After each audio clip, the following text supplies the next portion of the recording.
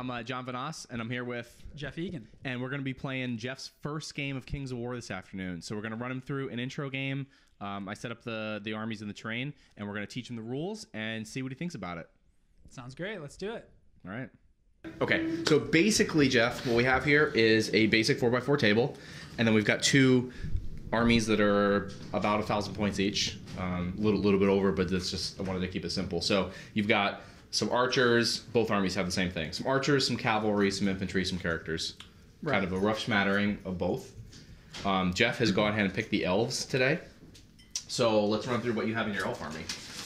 Not knowing any of the rules of the game, we'll just go through what they are. And you've played war games before, so you know. Got a general sense of what stuff does. So in Kings of War, everything's based on unit sizes.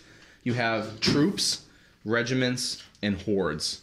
Those are the three different sizes of units, and then there's things that are like individuals.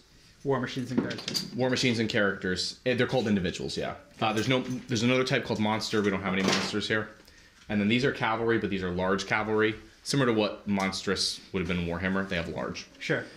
So basically a troop choice versus a regiment versus a horde. They scale up in the number of attacks they get and how tough they are to kill. Other than that, they're the same. You, on the elf side, are going to have a horde of tall spears. Okay. 2 troops of archers, a bolt thrower, and an elven mage. And you'll notice in the list construction that all other things are all subs of the horde of tall spears. Right. It's because that's the way list construction works. You buy a horde opens up the options to buy smaller units. Okay. And then so similarly down here you have a regiment of Stormwind cavalry, and they open up an option for you to buy another character, which in your case is your BSB. Got it. And then you also have a regiment of Palace Guard. All right. Are you guys using any magic items? No magic items. Yep.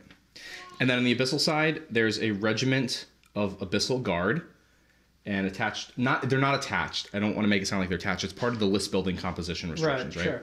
There is an Ifrit, which is like a evil genie. That's I think of what it is essentially. A fire genie, yeah. A troop of hellhounds. This is one unit. These guys, a horde of tortured souls. These flying bugs. That's the sound of the tortured souls. Yeah. In the background. I doubt that gets picked up. 2 troops of flame bearers, which are essentially archers. 2 troops of fleshlings. I don't know what they are. Never used them before. And an abyssal harbinger. Harbinger. No, this is harbinger.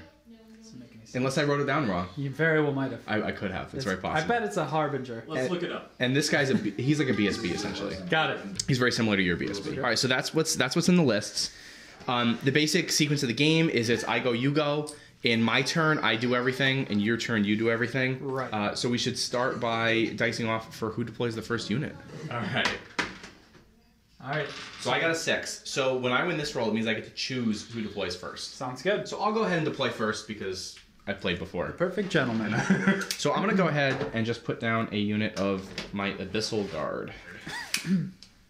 All right, I'm going to counter that by putting down the Palace Guard. So war machines have line of sight. They have a 45-degree arc, so you need to be conscious about its line of sight when you're shooting. You measure from what point? Well, it would be on square base normally. 50 millimeter. And it'd be okay. Got it. Right. So and then this unit has a special role called Phalanx, which negates the strength bonus of cavalry. Yeah. So that's something to keep in mind. How does terrain work?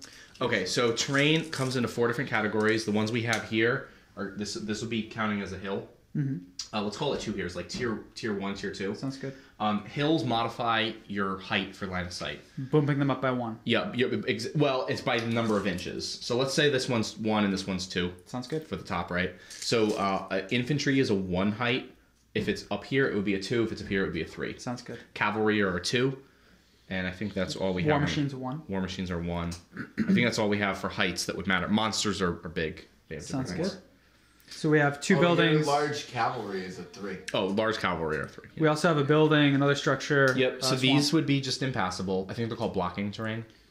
And then these, we'll call these, it's called difficult or dangerous. A few things through that. You can't, we'll call it march. You can't march through it. Let's call that the double. But you can't do that unless you're a pathfinder, in which case you ignore these terrain rules. Sounds good. Whenever you charge through or into, if your charge takes you through a piece of hindering difficult Yeah. Difficult terrain. You are hindered. You're hindered in the combat, which means you're -1 to hit, and you lose your thunderous charge bonus. And when you're charging, if any part of your unit moves through the terrain or ends in the terrain, Right. you suffer from those rules you just described. Yep. Sounds good. May I go within an inch of impassable terrain? You may not end your movement within 1 inch of an impassable or another unit. Okay. You can come. So like, for instance, let's say these 2 units are right here, and I want to pivot because you don't wheel, you pivot. Got it. So if I want to pivot to like go this direction, I can just pick my unit up and pivot it, and it's assumed that as long as I don't end my terrain there, these guys get out of the way so that I can move there. Sounds good. All right. You just cannot end within an inch of impassable or other units?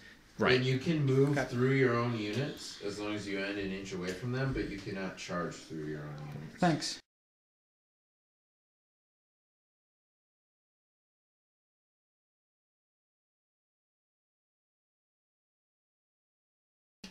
You get 5 different options for movement. You can hold your ground, which you stay still. You can move, which allows you to move your movement distance, and at any point during that move, take 1 pivot, which can be up to 90 degrees in any direction. Okay. You can reform, which you just face any direction you want.